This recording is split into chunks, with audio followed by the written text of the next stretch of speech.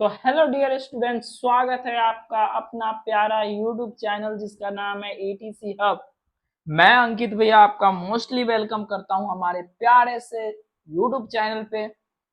तो आज की जो क्लास है बुआ, कल जो क्लास थी वो मैं ले नहीं पाया क्योंकि मेरी तबीयत जो है वो ठीक नहीं थी, जिस कारण से मैं ऑफलाइन और ऑनलाइन दोनों क्लास नहीं ले पाया था। ठीक, तो आज जो क्लास है हम लोग जैव प्रक्रम के बारे में पीछे पढ़ चुके थे। ये जो क्लास है वो हम पीछे पढ़ चुके थे जैव प्रक्रम के बारे में एक क्लास, और आज की ये क्लास जो है सेकंड क्लास है। ठीक, फर्स्ट क्लास मैंने पीछे पढ़ चुकी है। अगर आप वो वीडियो नहीं देखे हैं तो पहले जाकर वो वीडियो देखिए, फिर उसके बाद आइए फिर ये वीडियो देखिए तो आपको अच्छे से समझ में आएगी। ठीक, क्योंकि वो पार्ट 1 था, उसमें अब मैंने पोषण पोषण पोषण के प्रकार, स्वपोषी परपोषी पौधे किसे कहते हैं या स्वपोषी पोषण जीव किसे कहते हैं, वो सब पीछे हम की क्लास में हम पढ़ चुके थे। और आज की जो क्लास है बुआ वो हमारी है जंतुओं में पोषण। स्पेशली जंतु में पोषण को हम देखेंगे। पादप में पोषण हम लोग पिछले क्लास में पढ़ चुके थे। ठीक, इसलिए इस क्लास में उसका डिस्कशन नहीं होगा। पीछे वाला क्लास आप एक बार देख लीजिए जाके हमारे यूट्यूब चैनल पे जाइए, आप एटीसी हब सर्च मारिएगा, सबसे ऊपर हमारा चैनल आएगा। पहले वो चैनल को आप सब्सक्राइब कर दीजिए और जल्द से जल्द उस चैनल पर 1K, ठीक, 1K सब्सक्राइबर पूरा कर दीजिए। ठीक, तब उसके बाद जो क्लास होगी बहुत अच्छी अच्छी क्लास होगी भाई। ठीक, आज मैं ऐसे बढ़ा रहा हूँ, ठीक, आप 1K कर दीजिए। ठीक, सपोर्ट करके भगवान की कृपा रही तो और आगे मैं बढ़ूँ। ठीक, और आप लोग की कृपा रही तो ठीक, क्योंकि आप ही लोग जो है सो आप लोग कर सकते हैं। इस छोटे भाई को इतना प्यार दीजिए, यूट्यूब के माध्यम से इतना प्यार दीजिए कि ये भाई भी उस ऊंचाई को छू सके जिसका ये सपना देख रहा है। ठीक, आज मैं जो सपना देख रहा हूँ, ठीक, इसको हकीकत में आप लोग ही पूरा कर सकते हैं। ठीक, इसके लिए आपको क्या करना होगा, इसके लिए हमारे यूट्यूब चैनल एटीसी हब को सब्सक्राइब करनी होगी। ठीक, लाइक, सब वीडियो को लाइक करनी होगी। ठीक, बस इतना कर दीजिए।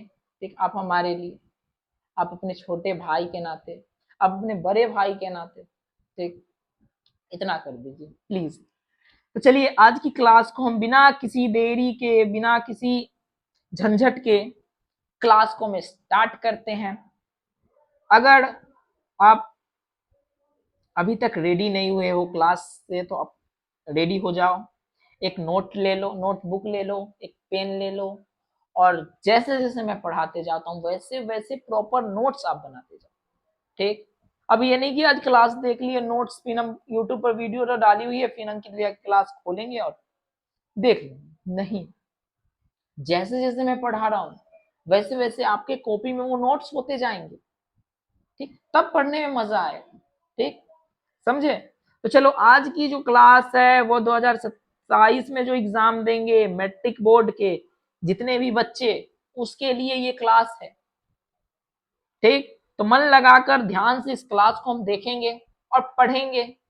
और जो टॉपिक समझ में ना आए प्लीज कमेंट कर दो, भैया मैं ये टॉपिक ना समझा, और अगली बार मैं सॉरी वो टॉपिक को मैं अच्छे से सब क्लियर कर दूंगा। ठीक, अगर जो टॉपिक आपको समझ में ना आए तो इसमें पहला जो टॉपिक है, ये पहला जो टॉपिक है वो पीछे वाला टॉपिक का ही कुछ छुटा हुआ था जो उस टॉपिक में नहीं पढ़ा पाए थे। ठीक, क्योंकि पीपीटी स्लाइड वो नहीं बन पाया था,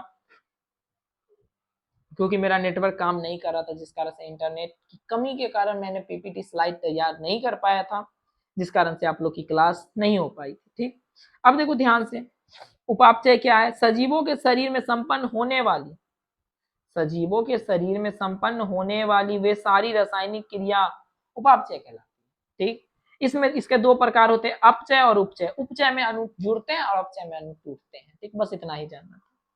अब हम लोग आते हैं अपने मेन टॉपिक पे जिसका नाम है बुआ जंतुओं में पोषण। क्या बेटा? जंतुओं में पोषण। ठीक, कहता है जंतु भोजन के लिए पूर्ण रूप से अन्य जीवों पर निर्भर रहता है, अर्थात जंतु परपोषी होते हैं। परपोषी जंतु मृतजीवी, परजीवी या प्राणी संपोषी ये जीव होते हैं।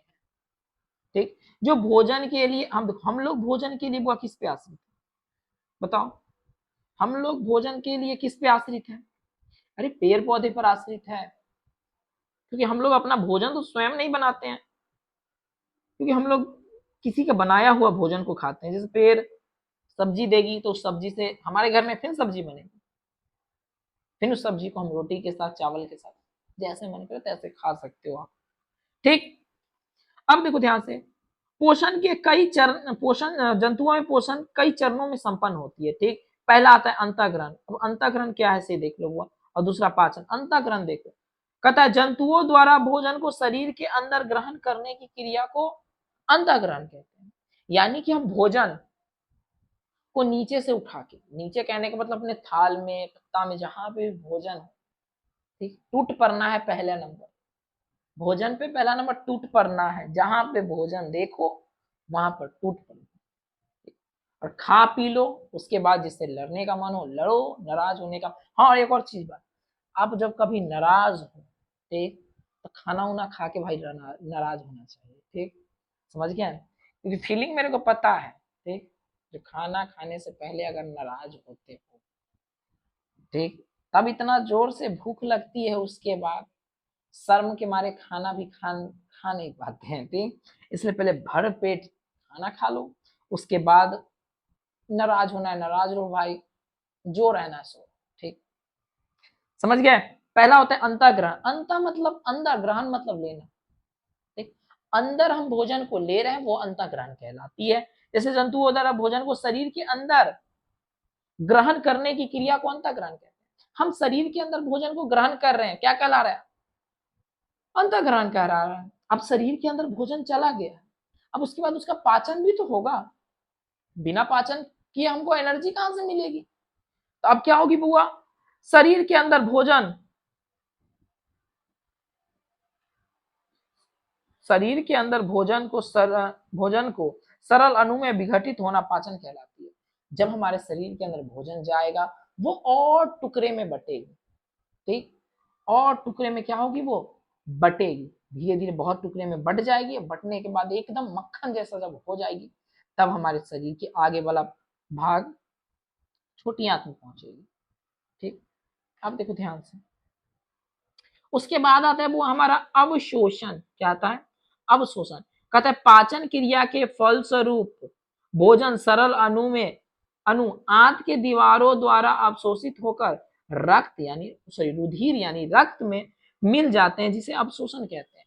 यानी जब हम खाना खाएंगे, पचेंगे, पचने के बाद हमारा जो आंत होती है, हमारे अंदर दो आंत होती है, एक होती है लार्ज इंटेस्टाइन और एक स्मॉल इंटेस्टाइन, यानी कि बड़ी आंत और छोटी आंत। अगर मैं आपसे क्वेश्चन पूछूं बुआ, बताओ बड़ी आंत ज्यादा बड़ी होती है कि छोटी आंत ज्यादा बड़ी होती है।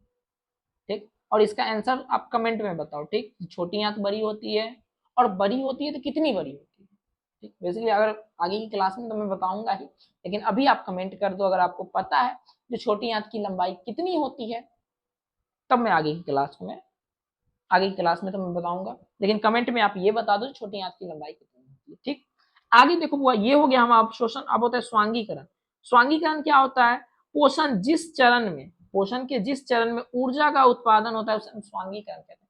अब देखो ध्यान से, हम खाना खाएं, खाना खाने के बाद वो पचेगा, पचने का मतलब अवशोषण होगा, अवशोषण होकर खून में मिल जाएगा। अब हमें ताकत तो भी तो मिलेगी, एनर्जी भी तो चाहिए। अब खाना खाने के बाद हमको लड़ना भी है। ठीक, अब आप बुक से लड़ो, किसी पहलवान से लड़ो, या किसी से भी लड़ो, लेकिन उसको उससे लड़ने के लिए आपको एनर्जी चाहिए। फिर बिना एनर्जी के तो आप लड़ नहीं सकते हो किसी से। ठीक, तो एनर्जी का उत्पादन किसमें होता है, स्वांगीकरण विधि, स्वांगीकरण में एनर्जी का उत्पादन होता है। उसके बाद हमारा बुआ आता है बहिष्करण। क्या आता है, बहिष्करण। भोज्य पदार्थ को मल के रूप में शरीर से बाहर निकालने की क्रिया को बहिष्करण। अब देखो ध्यान से बुआ,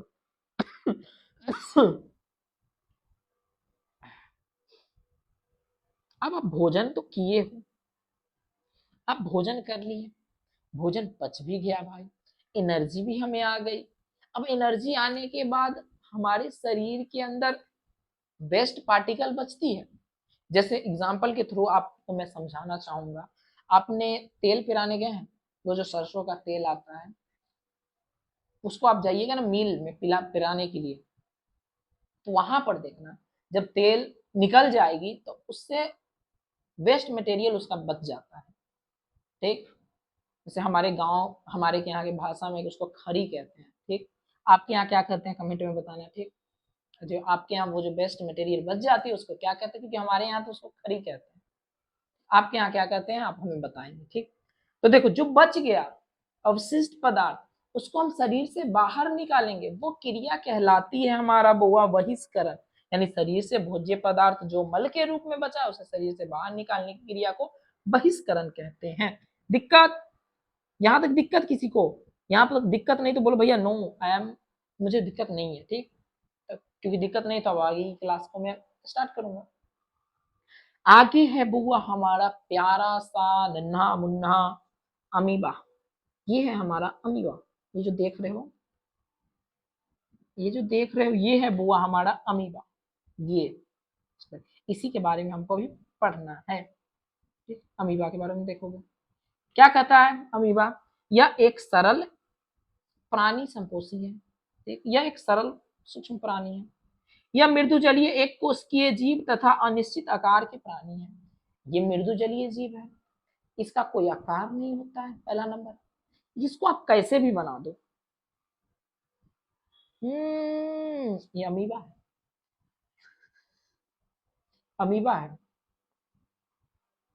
अमीबा है, अमीबा है, अमीबा किसी भी आकार में बना दो वो अमीबा कहलाएगी, क्योंकि अमीबा का ना तो आकार होता है, उसका कोई निश्चित आकार नहीं होता है अमीबा का, ठीक। अब किसी भी आकार में बना दो वो अमीबा कहलाएगी, ठीक। कहता है इसका आकार कुटपादों के बनने एवं बिगड़ने के कारण बदलता है। अब कुटपाद क्या है भैया, ये जो अमीबा देख रहे हो ना इसके चारों ओर ये जो देख रहे हो यहाँ पे कुटपाद रहता है, यही कुटपाद है। अब ये बिगड़ेगा बनेगा नया, जिस कारण से जीव का आकार बदलता है, ये कौन सा जीव का, अमीबा का। कहता इसका शरीर में पोषण के लिए कोई विशेष अंग नहीं होते हैं, यह अपना भोजन कुटपाद की मदद से करते हैं, मदद से ही करते हैं, ठीक। अब देखो ध्यान से अपना भोजन कैसे करेगा बेटा, भोजन कैसे करेगा,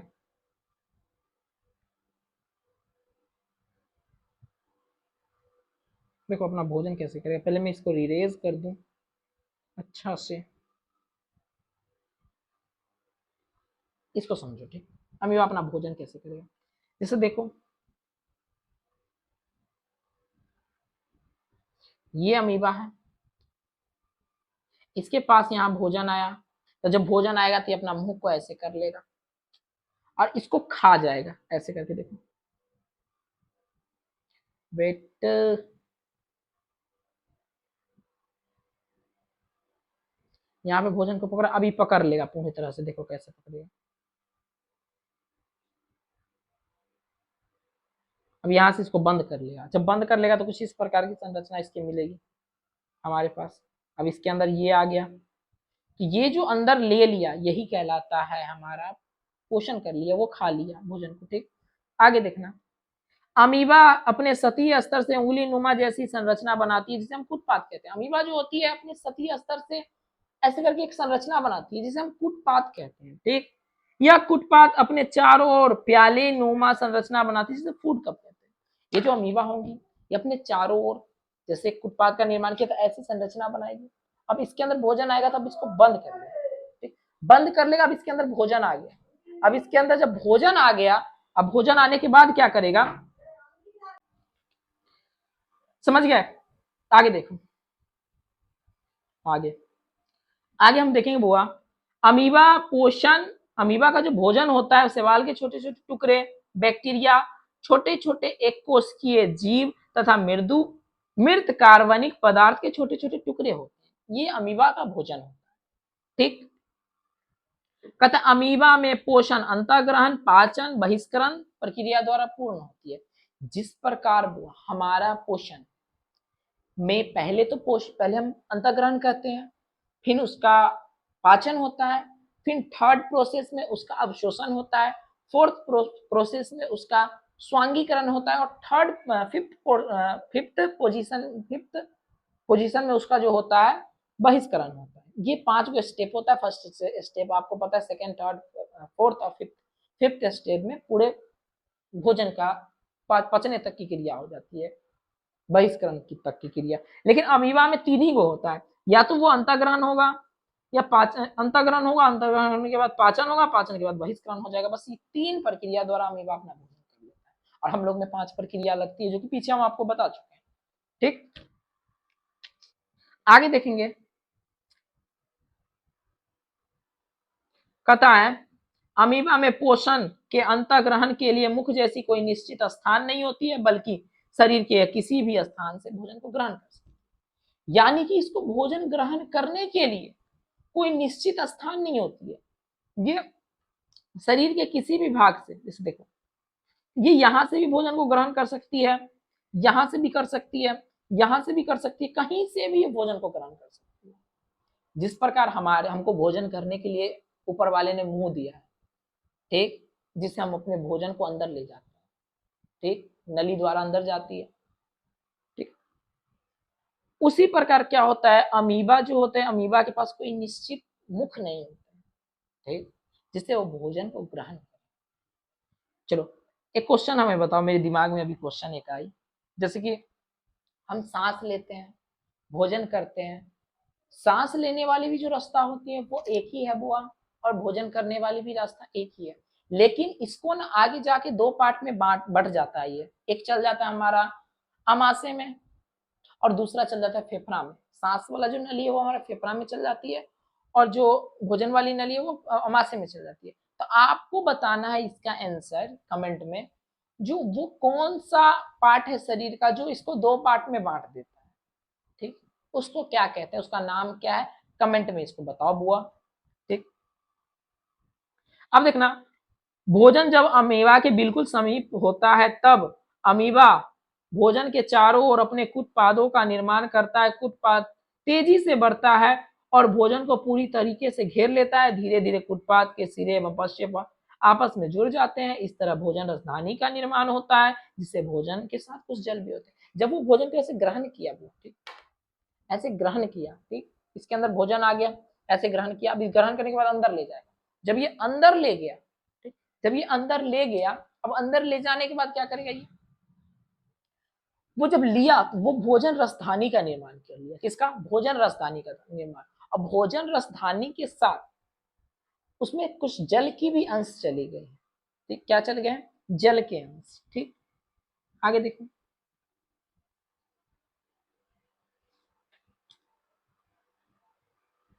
कहता है भोजन का पाचन भोजन रसधानी में ही एंजाइम के द्वारा होता है। पचा हुआ भोजन भोजन रसधानी से निकलकर कोशिका द्रव में पहुंच जाता है, वहां से फिर संपूर्ण शरीर में पहुंच जाता है, वितरित हो जाता है। यानी कि जो हम भोजन किए, ठीक, भोजन रसधानी में एंजाइम का निर्माण होता है, ठीक, एंजाइम द्वारा होता है। पचा हुआ भोजन भोजन रसधानी से निकलकर कहाँ चल जाता है, कोशिका द्रव में चला जाता है, और कोशिका द्रव के बाद पूरे शरीर में वितरित हो जाता है, पूरे शरीर में फैल जाता है। अमीबा में अपना भोजन को शरीर से बाहर निकालने के लिए कोई निश्चित स्थान नहीं। अमीबा जब भोजन को शरीर के जब शरीर से जब बाहर निकालेगा अपशिष्ट पदार्थ को, तो उसके लिए कोई निश्चित स्थान नहीं रहेगा, वो कहीं से भी भोजन को बाहर निकाल सकते हैं। यहाँ से जिस प्रकार वो कहीं से ग्रहण कर सकता है भोजन को, और कहीं से भोजन को निकाल भी सकता है, भोजन नहीं अपशिष्ट पदार्थ उसको निकाल सकता है। अमीबा अपने शरीर से एंजाइम का स्राव करता है, जैसे ट्रिप्सिन, पेप्सिन, एमाइलेज, ये सब एंजाइम का स्राव करता है। आपके एग्जाम में अगर पूछ दे अमीबा के शरीर से कौन कौन सा एंजाइम निकलती है, तो ट्रिप्सिन, पेप्सिन और एमाइलेज नामक एंजाइम निकलती है। यह एंजाइम भोजन को पचाने का कार्य करता है। ये जो एंजाइम है भोजन को पचाने का काम करता है। ठीक, दिक्कत, अब देखो अभी अमीबा अमीबा पढ़ रहे थे, अमीबा ये रहा, देखो आपको दिखा दूं मैं अमीबा, जूम में कर लो, जूम क्यों नहीं हो रहा है, हाँ ये रहा, जूम हो गई, इधर आ जा। ये देखो, यहाँ पे खाता है अमीबा, अंदर ले जाता है, और ये जो पूरे प्रक्रिया है वो यही है अमीबा का। कलर कर दो, मजा आ रहा है, यही अमीबा कहलाती है। दिक्कत, आगे देखो, अब आता है पैरामीशियम। देखो जिस तरह वो अमीबा है, ठीक, सेम उसी तरह पैरामीशियम भी है, ठीक, लेकिन दोनों में मेजर डिफरेंस ये है क्योंकि अमीबा जो है उसका आकार निश्चित नहीं होता है, लेकिन पैरामीशियम है उसका आकार निश्चित होता है। पैरामीशियम का जो आकार है वो चप्पल के आकार को आपको दिखेगी, जैसे कि ये देख रहे हैं पैरामीशियम, ये पैरामीशियम है। ठीक, अब देखो ध्यान से अगर हम पढ़ेंगे, पैरामीशियम अमीबा की भांति ही मृदु जलीय जीव है। ये अमीबा की भांति एक कोशिकीय जीव है। यह एक कोशिकीय जीव है, परंतु इसका आकार निश्चित होता है तथा इसका शरीर में प्रचलन अंगक सिलिया से ढका होता है। देखो ये एक कोशिकीय जीव है, लेकिन इसका आकार जो है वो निश्चित होता है। ये देख रहे हो, ये अमीबा का आकार है। ठीक, निश्चित आकार के होते हैं। सिलिया में लगातार होने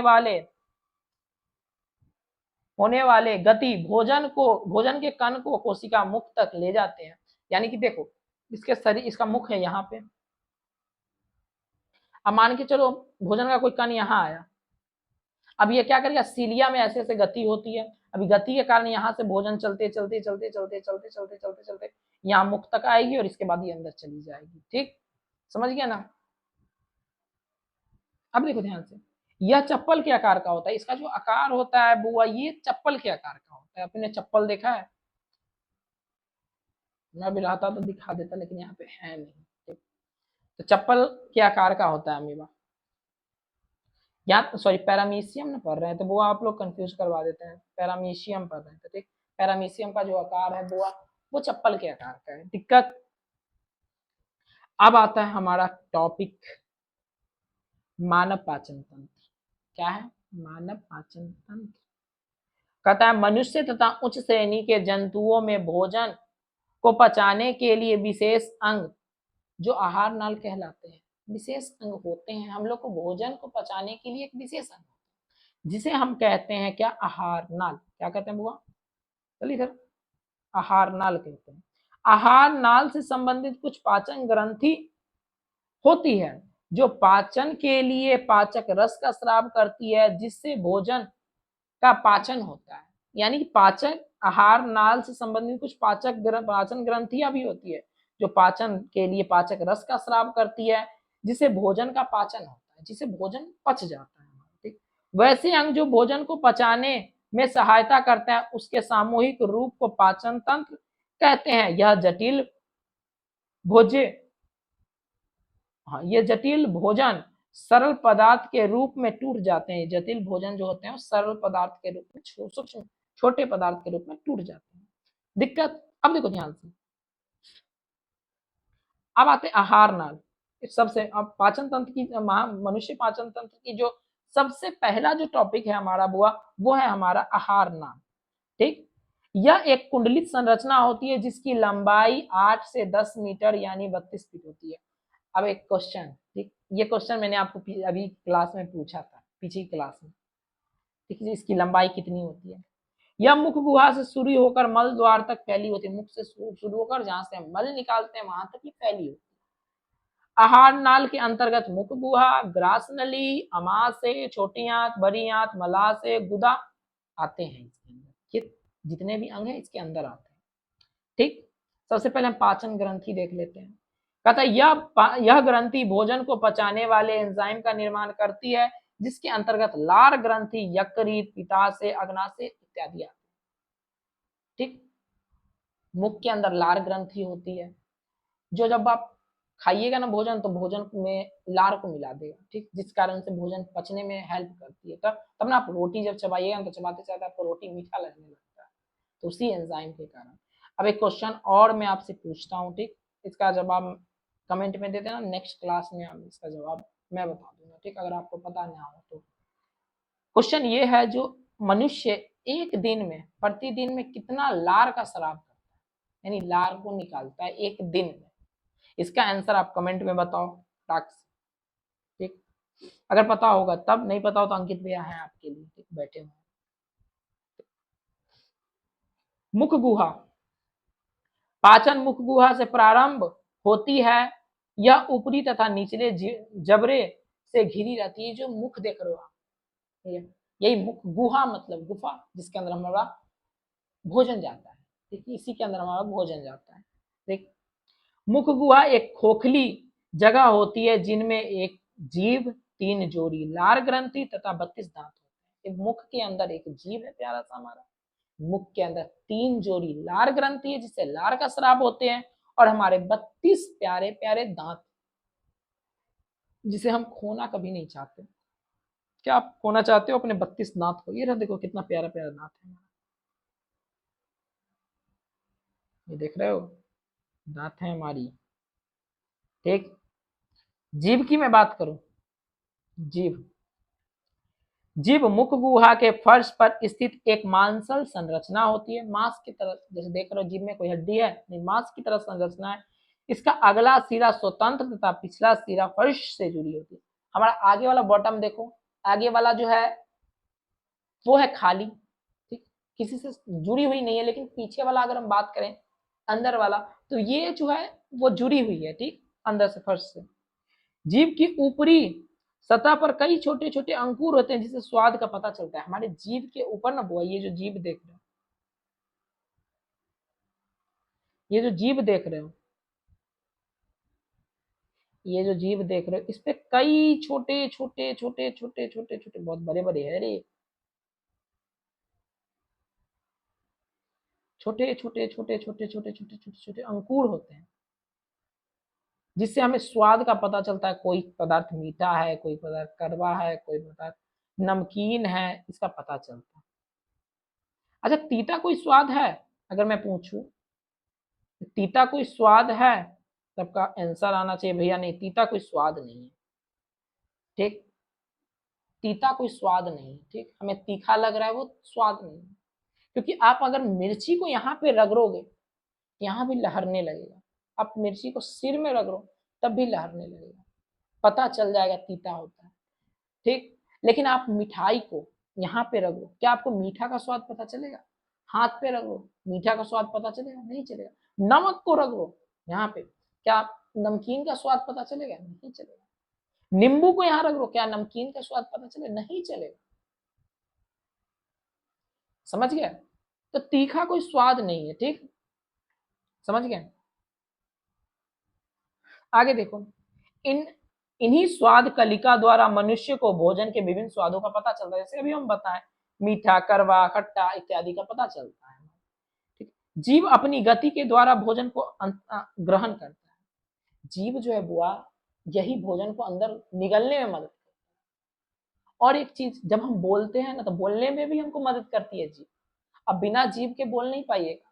आप नोटिस करते होंगे जब बोलते होंगे ना, तो जीव ऊपर नीचे, अब वर्ण पढ़े होंगे हिंदी में, ठीक, वर्ण का उच्चारण, वर्ण उच्चारण, स्वर्ण वर्ण, ट का उच्चारण स्थान, क का उच्चारण स्थान, प का उच्चारण स्थान, ये सब पढ़े होंगे, ठीक।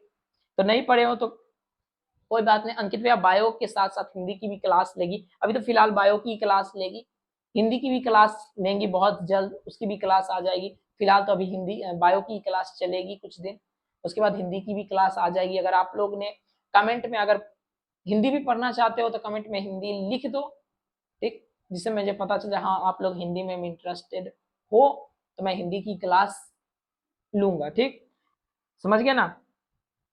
आगे हुआ, अभी जीभ हम पढ़ रहे थे, अब दांत पढ़ेंगे। दांत, जीभ हम पढ़ लिए बहुत, दांत पढ़ेंगे। कहते हैं मुख गुहा के ऊपरी तथा निचले जबड़े में दांत उपस्थित होते हैं। ऊपर भी दांत है, नीचे भी जबड़े में, ये जबड़ा है हमारा, इसी में तो दांत उपस्थित है। दांत का वह भाग जो मसूड़े में धंसा होता है वह जड़ तथा बीच वाला मसूड़े में धंसा होता है। ऊपर वाला सिरे तथा बीचे वाले भाग को ग्रीवा कहते हैं। ऊपर वाला को, ये वाला आगे वाला को कहते हैं सिरा, बीच वाला को कहते हैं ग्रीवा, ठीक। दांत में कैल्शियम की मात्रा अधिक पाई जाती है। हमारा जो दांत है ना, वो दांत में कैल्शियम की मात्रा अधिक पाई जाती है, ठीक। दांत का निर्माण में 85% योगदान कैल्शियम फॉस्फेट का होता है। हमारा जो दांत है वो, उसमें 85% कैल्शियम पाया जाता है, ठीक।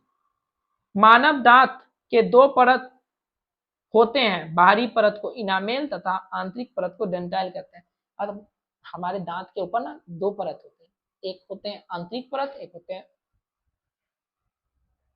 बाहरी परत। तो बाहरी परत जिसको इनामेल कहते हैं, जो दांत देख रहे हैं चमक रहा है, इनामेल के कारण ही चमक रहा है, ठीक। जब आपका देखना कभी ना आधा से दांत टूट जाता होगा ना, या घिस जाता होगा, तो आप नोटिस करते हो ना, जीभ से करते हो तो आपको ना अजीब टाइप का फील होता होगा, क्योंकि इनामेल के कारण ये चमकता है, जीभ मजबूती भी होती है उसी के कारण।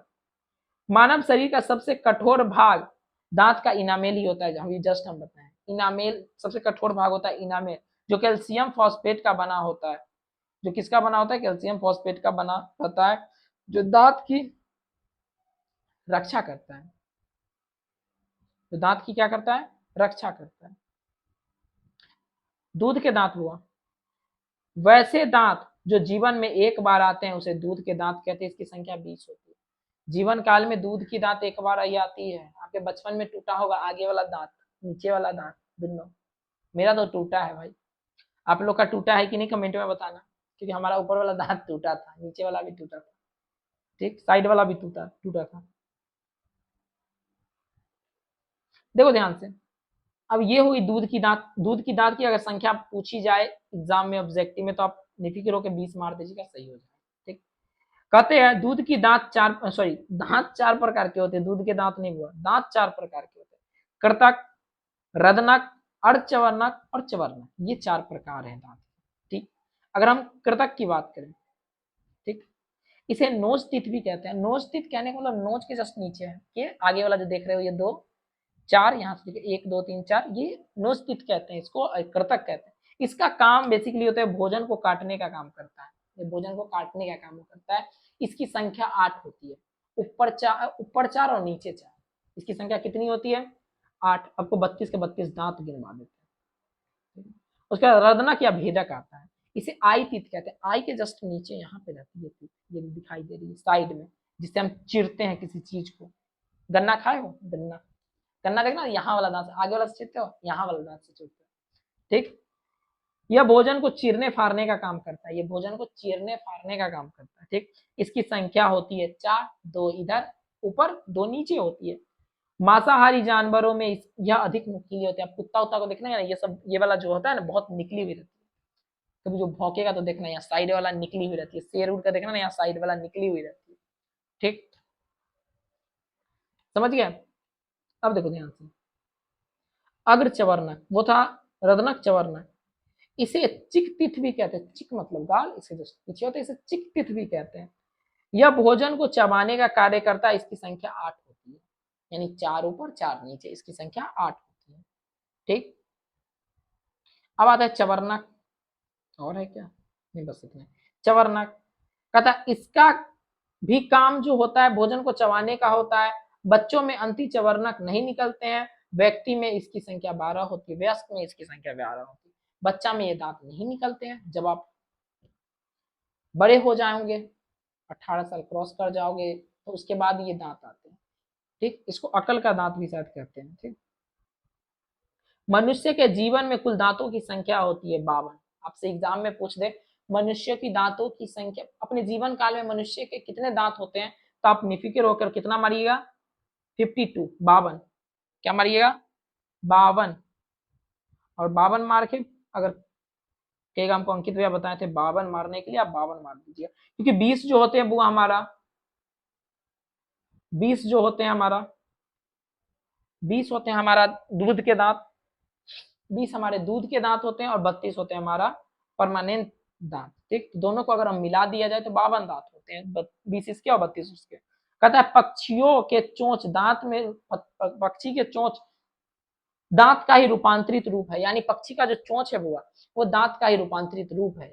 ठीक, यानी पक्षी के जो चोंच है वो दांत का ही रूपांतरित रूप है। ठीक, हाथी के बाहर निकला दांत ऊपरी जबड़े में धंसा कृतक है, यानी आगे जो कृतक दांत अभी पड़े थे ना, वो है हाथी का जो निकला हुआ 2 दांत रहता है ना, वो ऊपर वाला जबड़े में धंसा हुआ रहता है। स्तनधारी जीव में सर्वाधिक दांत सुअर तथा घोड़े का होता है, इसमें दांतों की संख्या कुल 44 होती है, यानी सबसे ज्यादा अगर हम स्तनधारी जीव की बात करें। स्तनधारी जीव क्या होते हैं बुआ? स्तनधारी जीव वैसे जीव को कहते हैं जो अपने बच्चे को जन्म देकर अपने स्तन से दूध पिलाती है, उसको हम स्तनधारी जीव कहते हैं। ठीक, इसकी जो संख्या होती है दांत की वो होती है 44। ठीक, कहते हैं मच्छर में दांतों की कुल संख्या होती है 47 बुआ, ये याद रखना, मच्छर में कुल दांतों की संख्या 47 होती है, जबकि गाय एवं भेड़ में दांतों की कुल संख्या 32 होती है। ठीक, मनुष्य में भी अगर बात किया जाए तो 32 ही दांत की संख्या होती है। समझ में आया यहाँ तक? तो आज की जो क्लास थी बुआ वो यहीं तक थी। पिछले क्लास में बताया था कि चैप्टर मैं खत्म कर दूंगा इस क्लास में, लेकिन चैप्टर जब मैं देखा तो चैप्टर बहुत बड़ा था, तो ये वीडियो में तो कंप्लीट हुआ नहीं, एक वीडियो और मैं बनाऊंगा उसमें खत्म कर दूं। ठीक, तो फिलहाल अभी के लिए इतना ही। ठीक, मिलते हैं एक नए वीडियो में, तब तक के लिए मन लगाकर पढ़ो। ठीक, अगर आपको वीडियो में कोई टॉपिक अगर समझ में ना आए तो हमें कमेंट में लिखो, भैया ये टॉपिक मुझे समझ में ना आए, मैं फिर से वो टॉपिक को समझा दूंगा। ठीक, तो तब तब मिलते हैं नेक्स्ट क्लास में, तब तक मन लगाकर पढ़िए, ध्यान से पढ़िए। और देखो, ऑफलाइन तो क्लास होती ही है, लेकिन बहुत बच्चे ने मुझे कमेंट किया था, भैया ऑनलाइन क्लास स्टार्ट कीजिए। तो आप लोग के लिए मैंने ऑनलाइन क्लास की भी व्यवस्था कर दी है।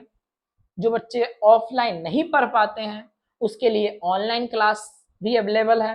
आप जाइए, हमारे ये ऊपर देख रहे हो यूट्यूब, हमारा जो यूट्यूब चैनल है उसको जाकर सब्सक्राइब कीजिए। यूट्यूब चैनल ईटीसी लिखिएगा, ईटीसी हब लिखिएगा, हमारा यूट्यूब चैनल आएगा, उसको जाकर सब्सक्राइब कीजिए। वहां पर अनेकों वीडियो पड़ी हुई है, ठीक, जो मैं डेली अपलोड करता हूँ। ठीक, आप जाकर वो वीडियो को देखिए। ठीक, देखने के बाद अच्छे से समझिए, और ये गारंटी लिख रखिए, जो बायोलॉजी को मैं इतना आसान भाषा में आपको मैं समझा दूंगा, ठीक, जो बार बार उसको रटने की जरूरत नहीं पड़ी। ठीक, समझ गए, इतना आसान भाषा में मैं आपको बायोलॉजी को समझा दूंगा कि बायोलॉजी से आपको प्यार हो जाएगा। इतना अच्छे भाषा में मैं समझा दूंगा बायोलॉजी को, जिससे बायोलॉजी से आपको प्यार हो जाएगा। ठीक, समझ गए। तो मिलते हैं नेक्स्ट क्लास में, तब तक के लिए धन्यवाद, मन लगा कर पढ़ो। जय हिंद, जय भारत।